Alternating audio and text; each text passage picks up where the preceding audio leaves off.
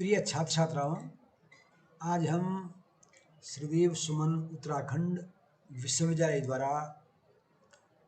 जो पाठ्यक्रम इतिहास विषय का बीए की कक्षाओं हेतु निर्धारित किया गया है, उस पाठ्यक्रम के अंतर्गत बीए प्रथम सेमेस्टर की कक्षाओं में इतिहास विषय का जो पाठ्यक्रम है उसका मैं संक्षिप्त परिचय आपके समक्ष रखना चाहूँगा, ताकि आप बीए प्रथम सेमेस्टर में जो इतिहास विषय का प्रश्न पत्र पढ़ाया जाता है उसके बारे में भली भांति जान सकें कि उस पाठ्यक्रम के अंतर्गत आपको क्या पढ़ना है और किस तरह उसकी तैयारी करनी है। इसकी मैं एक संक्षिप्त जानकारी आपको देना चाहूँगा। सर्वप्रथम आपको यह समझना जरूरी है कि जो इतिहास विषय का यह पाठ्यक्रम है, इस पाठ्यक्रम के अंतर्गत बीए प्रथम सेमेस्टर में जो मेजर पेपर हैं, जो मुख्य जो विषय हैं, वो मुख्य विषय तीन मुख्य विषय मेजर जो इलेक्टिव होते हैं वो आपको 3 विषय पढ़ने होते हैं। उनमें से उन 3 विषयों में से आपका जो एक विषय इतिहास है, इस इतिहास विषय का भी मेजर इलेक्टिव के अंतर्गत एक पेपर आपको पढ़ाया जाएगा। यह प्रश्न पत्र जो होगा वह कुल 100 अंक का होगा, जिसमें से 25 अंक का इंटरनल असेसमेंट और 75 अंक का जो प्रश्न पत्र होगा उसकी परीक्षा विश्वविद्यालय द्वारा ली जाएगी। और इस प्रश्न पत्र में जो कि आपकी बीए प्रथम सेमेस्टर की कक्षा के लिए तय किया गया है, इस प्रश्न पत्र में 10 इकाई हैं, 10 यूनिट्स इसमें निर्धारित की गई हैं और इकाई के अनुसार जो यूनिट वाइज सिलेबस है उस सिलेबस को मैं आपके समक्ष रखना चाहूँगा। इस पाठ्यक्रम में जो पहली इकाई है, प्रथम जो इकाई है, उस पहली यूनिट के अंतर्गत आप इतिहास क्या है, इतिहास का अर्थ क्या है यह पढ़ेंगे। साथ ही इतिहास का विषय क्षेत्र कि इतिहास के अंतर्गत हम क्या क्या पढ़ेंगे, अर्थात इतिहास का विषय क्षेत्र कितना विस्तृत है। ऐतिहासिक स्रोत अर्थात जिन स्रोतों के द्वारा हम इतिहास को जानते हैं, जैसे साहित्यिक स्रोत, पुरातात्विक स्रोत, और इतिहास का महत्व कि हमारे लिए इतिहास के अध्ययन का महत्व क्या है, कि किस तरह हम इतिहास के द्वारा अपने समाज, अपने अतीत की जानकारी प्राप्त करते हैं। सामान्यतया इतिहास का जो अर्थ है वो आप सभी ने जिन्होंने इंटरमीडिएट की कक्षाओं में इतिहास के बारे में पढ़ा होगा और जिन्होंने 6, 7 एवं 8 की कक्षाओं में पढ़ा होगा, तो उन्होंने पढ़ा होगा कि इतिहास का अर्थ होता है, इतिहास जो बना है इति धन हदन आस, अर्थात निश्चित ही ऐसा हुआ, ये अर्थ इतिहास का है। और इसके अलावा इतिहास की जो परिभाषाएं हैं कि विभिन्न विद्वानों ने विभिन्न तरीकों से इतिहास को परिभाषित करने का प्रयास किया है, तो इनका अध्ययन भी हम इस प्रथम इकाई के अंतर्गत करेंगे। इतिहास का जो विषय क्षेत्र है उसका अध्ययन भी हम इस इकाई के अंतर्गत करेंगे। तो इस तरह आप समझ सकते हैं कि इस प्रथम इकाई के अंतर्गत हमें किस प्रकार इतिहास का अर्थ, इतिहास का विषय क्षेत्र, ऐतिहासिक स्रोत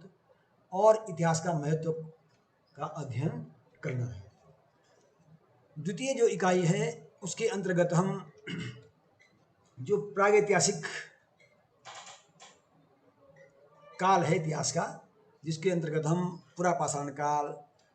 मध्यपाषाण काल, नवपाषाण काल तथा इसके बाद जो ताम्रपाषाण संस्कृतियां हैं, इनका एक परिचयात्मक अध्ययन करेंगे। अर्थात किस तरह पुरापाषाण काल में मानव जीवन का आरंभ हुआ और धीरे धीरे मानव जीवन में स्थायित्व आया, मानव ने किस तरह शिकार के लिए पत्थर के औजारों का प्रयोग किया, और इसीलिए इस कालखंड को हम पाषाण काल कहते हैं, क्योंकि इस कालखंड में आदि मानव द्वारा, जो प्रारंभिक मानव था, उसके द्वारा शिकार के लिए पत्थर के औजारों का प्रयोग किया गया और उन पत्थर के औजारों की जो बनावट थी अर्थात आदि मानव ने प्रारंभिक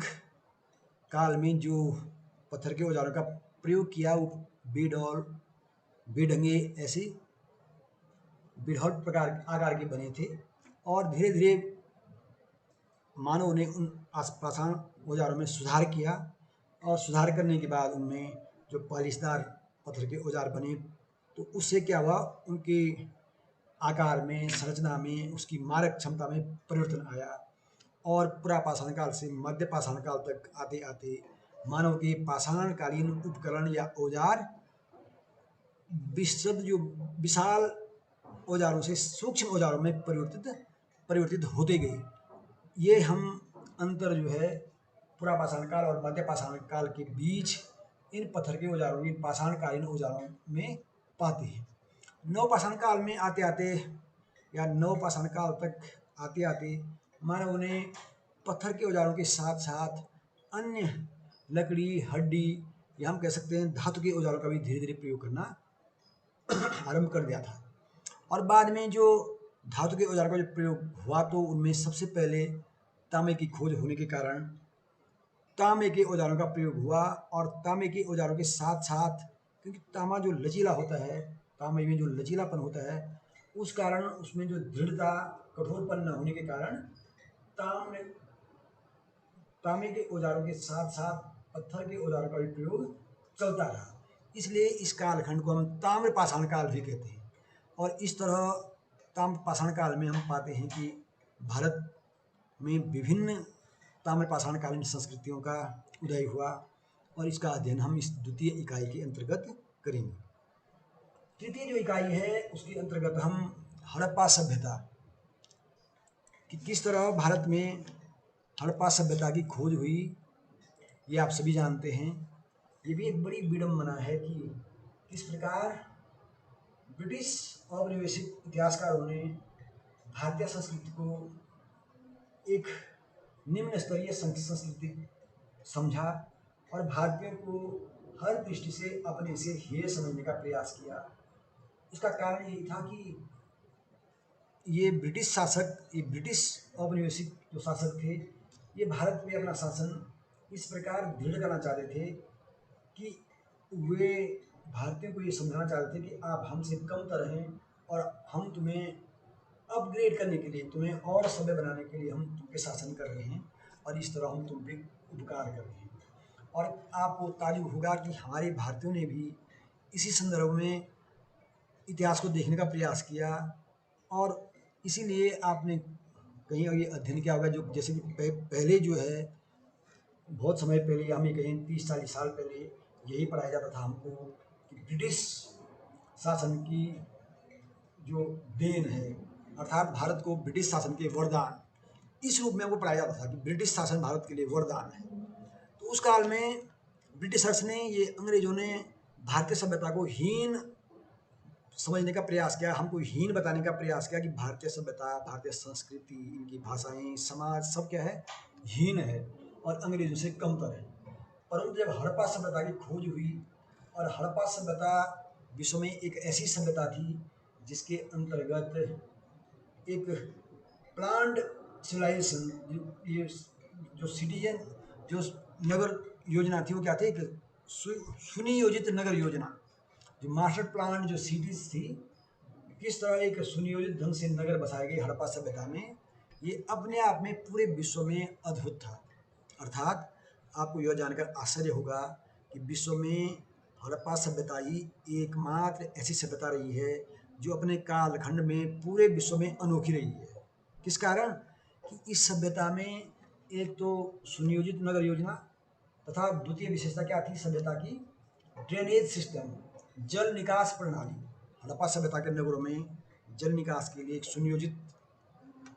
प्रणाली थी जो कि पूरे विश्व में इस कालखंड में ऐसी सभ्यता कहीं भी देखने को नहीं मिलती है। तो हम समझ सकते हैं कि हमारी भारतीय सभ्यता वास्तव में विश्व में कितने उच्च स्तर की थी कितने उच्च स्तर की रही है। और अंग्रेजों ने ऐसी सभ्यता को ऐसे भारत को क्या करना डिमोलाइज करने का प्रयास किया। परंतु जब इस सभ्यता की खोज हुई तो अंग्रेजों को जो जवाब मिला अंग्रेजों को भी जो आश्चर्य हुआ और उनके समक्ष ये सिद्ध हो गया कि वास्तव में भारतीय किसी भी दृष्टि से हीन नहीं है, बल्कि वो हर दृष्टि पूरे विश्व में सबसे उन्नत सभ्यता के निवासी, उन्नत सभ्यता के धारक पोषक लोग हैं। और किसी भी दृष्टि विश्व में अंग्रेजों से ही नहीं, समस्त यूरोप वासियों से श्रेष्ठ है। चतुर्थ इकाई के अंतर्गत हम ऋग्वैदिक काल तथा उत्तर वैदिक कालीन समाज, राजनीति, अर्थव्यवस्था, धार्मिक स्थिति आदि का अध्ययन करेंगे कि किस तरह ऋग्वेद में जो ऋग्वैदिक समाज था, उस समाज में स्थायित्व आया कि जो ऋग्वैदिक आर्य जो थे किस तरह वो पहले घुमंतु जीवन यापन करते थे और बाद में उन्हें ग्राम बसाए, फिर ग्राम से 20 से जो राज्य की स्थापना हुई और किस तरह ऋग्वैदिक आर्यों के जीवन में एक स्थायित्व आया, इसका अध्ययन हम इस इकाई के अंतर्गत करेंगे। साथ ही हम यह भी अध्ययन करेंगे कि किस तरह ऋग्वैदिक काल में जो ऋचाएँ रची गई, उन ऋचाओं में किस प्रकार उच्च कोटि का ज्ञान, उच्च कोटि की आध्यात्मिक सोच, एक उच्च कोटि की संस्कृति, उच्च कोटि के समाज के हम दर्शन करते हैं। हम पाते हैं कि ऋग्वैदिक काल में हमारे समाज में बाद में जो वर्ण व्यवस्था और जो जाति भेद उत्पन्न हुआ, ऋग्वैदिक काल में कहीं भी जाति भेद, वर्ण भेद इस रूप में नहीं था। ऋग्वेद में वर्ण व्यवस्था थी, लेकिन वह कर्म पर आधारित थी। ये भारतीय समाज की बहुत बड़ी कमी रही है कि हमारी जो वर्ण व्यवस्था कालांतर में जन्म पर आधारित हो गई है। ये एक बड़ी कुरीति के रूप में हमारे समक्ष आई, जबकि ऋग्वैदिक काल में जो वर्ण व्यवस्था थी वो कर्म पर आधारित थी। और इसकी सबसे बड़ी कमी ये है कि ये बाद में जन्म पर आधारित हो गई है। तो इस तरह ऋग्वैदिक समाज की तमाम विशेषताओं का अध्ययन करेंगे इस इकाई के अंतर्गत। साथ ही साथ उत्तर वैदिक अर्थात ऋग्वेद के बाद, हम कह सकते हैं ऋग्वैदिक काल के बाद जो संस्कृति हमारे समक्ष आई, उसमें ऋग्वैदिक काल की तुलना में कई कमियां दृष्टिगोचर होती हैं और कालांतर में यही कमियां आगे और बड़ी होती गई और हमारे समाज में तमाम जाति भेद, तमाम विसंगतियाँ पैदा होती गई और आज हम जो विभिन्न सामाजिक कुरीतियों से जूझ रहे हैं, ये धीरे धीरे बाद में विकसित होती गई। ये इस इकाई के अंतर्गत हम इसका अध्ययन भी करेंगे और हम यह भी जानना चाहेंगे किस तरह ऋग्वैदिक और उत्तर वैदिक काल में राजनीतिक स्थिति थी, अर्थव्यवस्था कैसी थी, धार्मिक स्थिति कैसी थी। ये हम सब इसका अध्ययन इस इकाई के अंतर्गत करेंगे। साथ ही साथ लौह युग, आपको ये ज्ञान होना चाहिए कि मनुष्य ने किस तरह अपने जीवन यापन के लिए, शिकार के लिए या अन्य संसाधनों के लिए पहले पत्थर के औजारों का प्रयोग किया, फिर उसने तांबे के औजारों का, फिर कांसे के औजारों का प्रयोग किया और बाद में लोहे के औजारों का उसने प्रयोग करना आरंभ किया। तो जब लोहे का प्रयोग करना आरंभ किया आज मानव ने, तो उस काल को हम लौह युग कहते हैं। इससे क्या हुआ, लोहे के प्रयोग से मानव सभ्यता में और भी क्रांतिकारी परिवर्तन आया। लोहे के जो औजार थे वो बड़े सुडौल और कठोर होते थे। इससे जंगलों का जो साफ करने का कार्य आसान हुआ और बस्तियाँ बसाई गई। इससे क्या हुआ, इससे नगरीकरण को भी बढ़ावा मिला। और हम यह भी पाते हैं कि जो प्रथम नगरीकरण जो हम बाद पहले इसको हड़प्पा सभ्यता और जो द्वितीय नगरीकरण हम उत्तर वैदिक काल में पाते हैं, तो ये जो मानव सभ्यता का विस्तार था उसी के कारण नगरीकरण हुआ।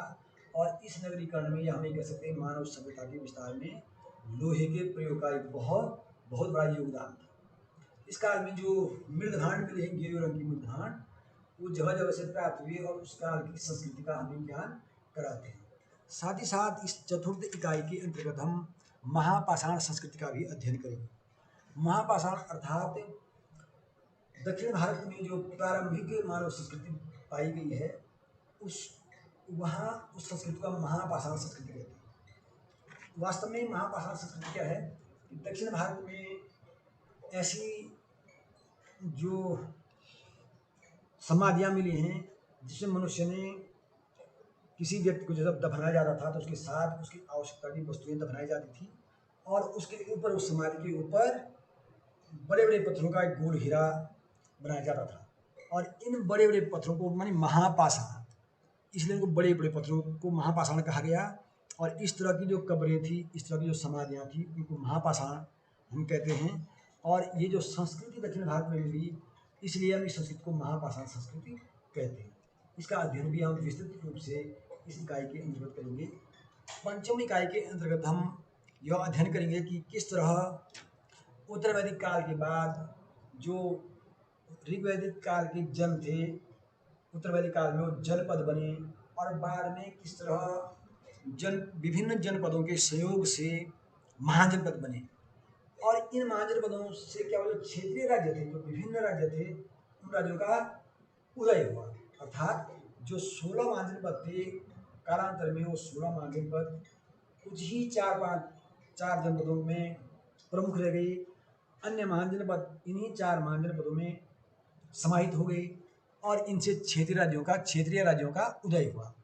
इन क्षेत्रीय राज्यों में जो प्रमुख राज्य था मगध, जो पहले एक महाजनपद था, मगध महाजनपद, बाद में एक मगध राज्य का उत्कर्ष हुआ, और बाद में वो मगध क्या बने, मगध साम्राज्य के रूप में हम उसको जानते हैं। तो इसके अंतर्गत जो पंचम इकाई है, उसके अंतर्गत हम यह अध्ययन करेंगे कि किस तरह महाजनपदों के उत्थान की राजनीतिक स्थिति का हम विस्तृत वर्णन करेंगे कि किस तरह महाजनपदों का उत्थान हुआ, और महाजनपदों का किस तरह साम्राज्य में परिवर्तन हुआ, और किस तरह इनमें एक विशाल साम्राज्य मगध का उत्कर्ष हुआ, और मगध ने किस तरह, मगध के सम्राट जो बिंबिसार अजातशत्रु जो हुई, जिन्होंने एक विशाल साम्राज्य पर शासन किया, इसका अध्ययन हम इस पंचम इकाई के अंतर्गत करेंगे। षष्ठम इकाई, इसके अंतर्गत हम जो भारत में जो धार्मिक आंदोलन हुए, जैन एवं बौद्ध धर्म का उदय हुआ, और किन परिस्थितियों में जैन एवं बौद्ध धर्म का उदय हुआ, ये भी हम जानना चाहेंगे कि किस तरह उत्तर वैदिक काल में जो वैदिक धर्म था, उसमें कर्मकांड को बढ़ावा मिला, बड़े पैमाने पर सालों जो वर्षों तक यज्ञों का आयोजन हुआ, और उन यज्ञों में बड़े पैमाने पर धन और साथ ही साथ पशु संपदा का भी विनाश हुआ, बड़े पैमाने पर बलि जाने लगी। और इस बलि प्रथा और इन यज्ञों में धन की हानि के कारण धीरे धीरे जनता जो है, या हम ये कह सकते जनमानस इन यज्ञों से विरक्त होता गया, और उसको वो अब एक ऐसा धर्म चाहने लगा कि जो कर्मकांड पर इतना आधारित न हो, जिसमें कर्मकांड की भरमार न हो, सरल और सीधा हो, और उससे क्या हो कि उसके मानस को शांति मिल सके, उसके मस्तिष्क एक शांत वातावरण में अपने धार्मिक क्रियाकलापों का संपादन कर सके। और ऐसी परिस्थिति में जब कर्मकांडों की अधिकता से जनमानस जब विरक्त हो गया, तो फिर ऐसी स्थिति में जैन एवं बौद्ध धर्म का उदय हुआ। और इन जैन और बौद्ध धर्म ने विशेषकर अहिंसा पर, या हम ये कह सकते हैं कि इसको पशु बलि पर इसके विशेष ध्यान दिया, और अहिंसा का मार्ग मुख्यतः इन्होंने प्रशस्त किया। यद्यपि इनके सिद्धांतों में सत्य अहिंसा जो मुख्य जो सिद्धांत हैं वो रहे हैं, तो इन्होंने किस प्रकार अहिंसा को महत्व दिया, और किस तरह जीव हिंसा की निंदा की, और किस तरह इन्होंने भारत में एक नए धार्मिक आंदोलन की शुरुआत की, और इस प्रकार के आंदोलनों से किस तरह जैन एवं बौद्ध धर्म का उदय हुआ।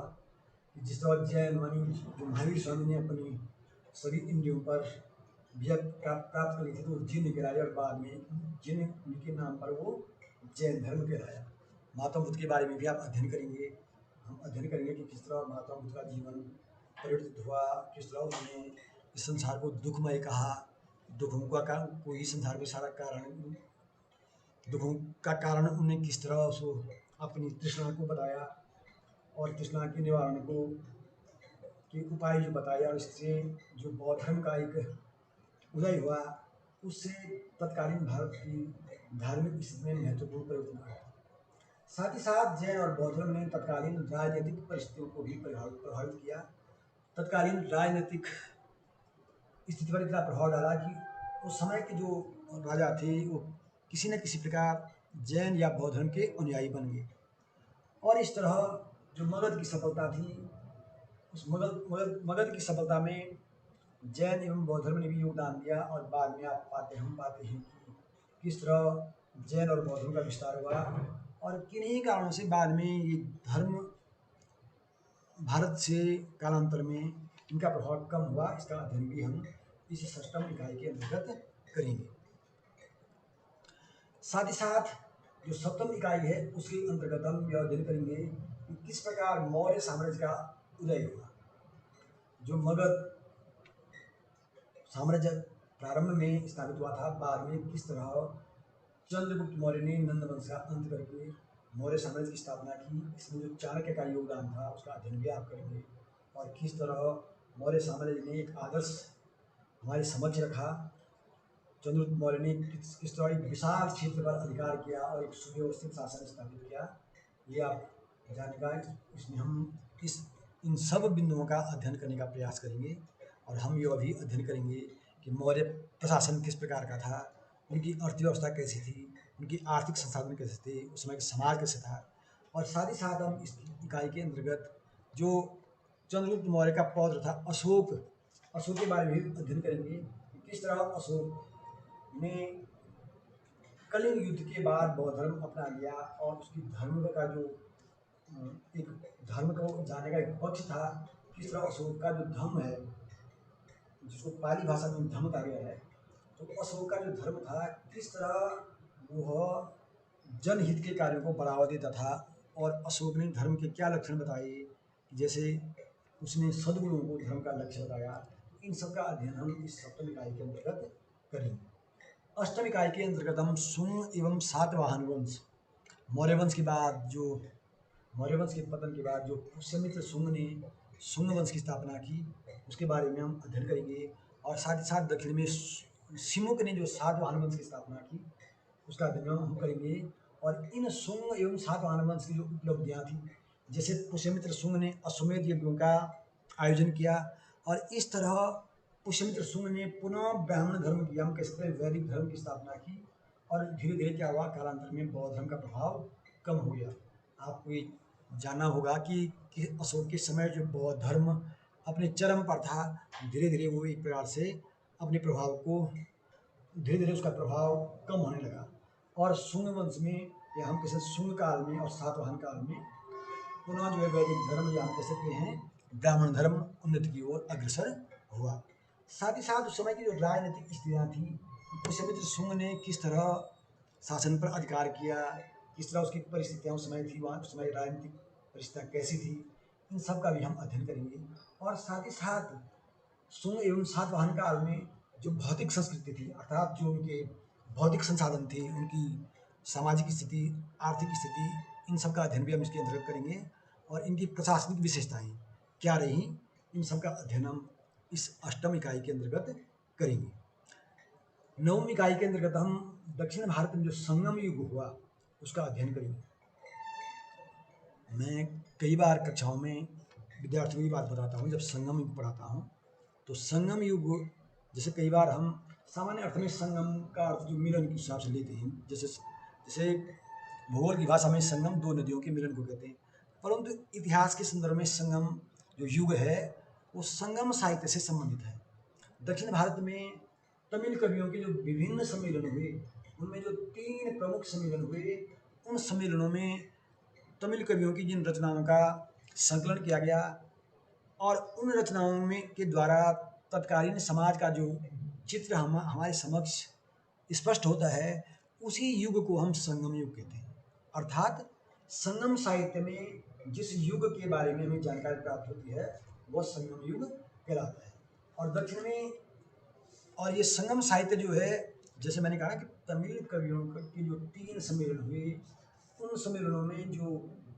तमिल कवियों की रचनाओं का संकलन किया गया उसे हम संगम साहित्य कहते हैं। और इस संगम साहित्य में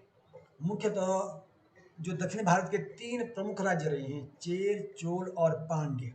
उनके बारे में, उनके शासन के बारे में, उनके तत्कालीन समाज के बारे में, उनकी संस्कृति के बारे में जानकारी मिलती है। इन सब का अध्ययन हम इस नवम इकाई के अंतर्गत करेंगे, और यह स्पष्ट करेंगे कि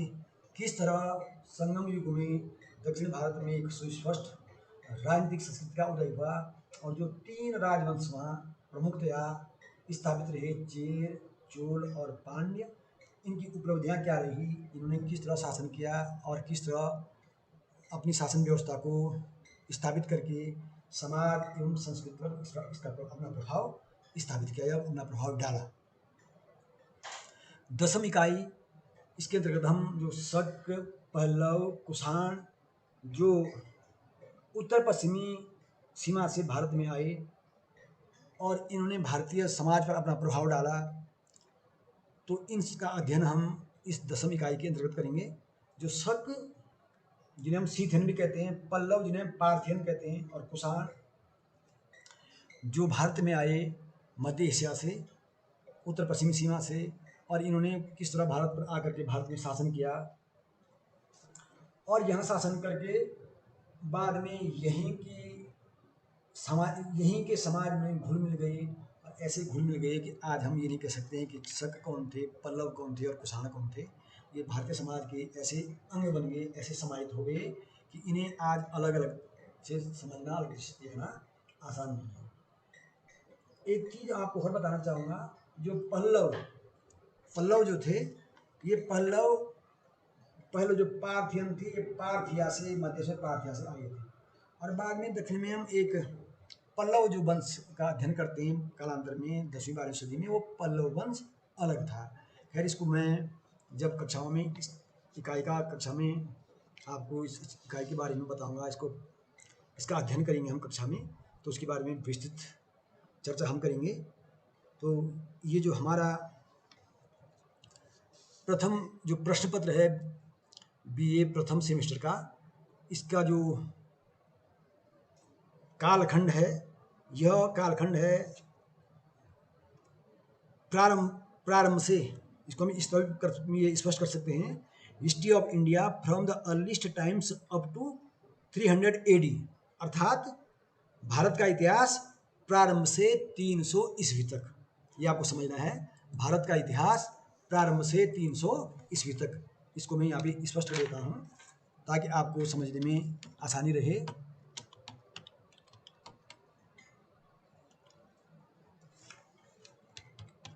भारत का इतिहास प्रारंभ से 300 ईस्वी तक, ये हमारा प्रथम प्रश्न पत्र है। इसको आप समझ गए होंगे, और ऐसी मैं आशा करता हूँ कि आपकी समझ में यह प्रश्न पत्र अच्छी तरह आया होगा। आपने इस प्रश्न पत्र की जो मुख्य बिंदु है उनको समझने का प्रयास किया होगा, और जब हम कक्षा में इन इकाइयों पर चर्चा करेंगे तो विस्तृत रूप से हम इन इकाइयों को समझने का प्रयास करेंगे। और जैसे मैंने आपको बताया कि इस प्रश्न पत्र का, या हम ये कह सकते हैं कि श्रीदेव सुमन उत्तराखंड विश्वविद्यालय ने जो नवीन पाठ्यक्रम जो संचालित किया है, जो नई शिक्षा नीति NEP 2020 के तहत जिसको लागू किया है, उसके अंतर्गत जैसे मैंने कहा कि इस प्रश्न पत्र का जो ढांचा होगा ये 100 अंक का होगा,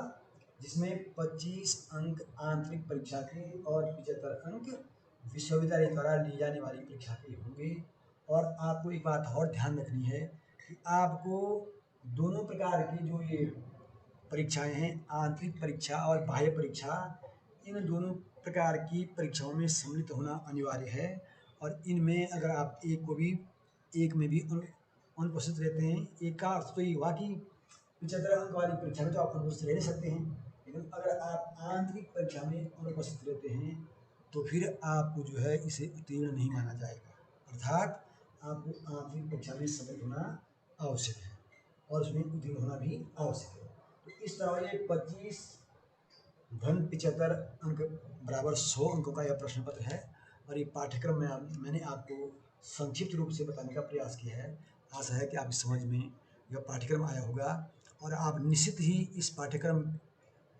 के अनुसार तैयारी करेंगे और अच्छे से समाज में इतिहास के विद्यार्थी का एक अच्छा योगदान देंगे।